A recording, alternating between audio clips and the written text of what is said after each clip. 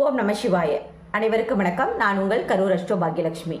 ஒவ்வொரு ராசிக்காரர்களும் ஒவ்வொரு லக்கணக்காரர்களும் ஒரு குறிப்பிட்ட ஆலயங்களுக்கு சென்று வரும் பொழுது அவங்க வாழ்க்கையில ஒரு ஏற்றமும் மாற்றமும் உண்டாகும் அப்படிங்கிற அடிப்படையில நம்ம தினமும் ஒரு வீடியோவா பார்த்துட்டு வந்துட்டு இருக்கோம்.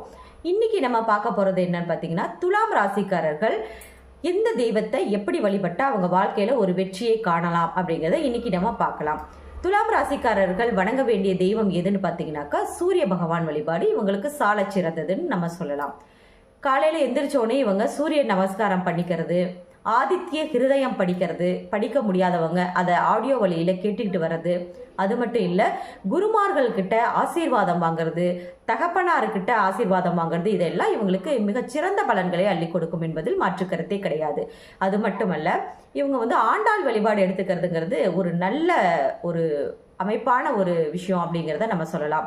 அப்போ துலாம் ராசிக்காரர்கள் சூரியனார் வழிபாடும் தகப்பனாருடைய ஆசீர்வாதமும் ஆண்டாளின் வழிபாடும் இவங்களுக்கு மிகச்சிறந்த ஏற்றத்தையும் மாற்றத்தையும் வெற்றியையும் இவங்க வாழ்க்கையில அள்ளி கொடுக்கும் என்பதில் எந்த ஒரு எல்லளவும் மாற்றமே கிடையாது.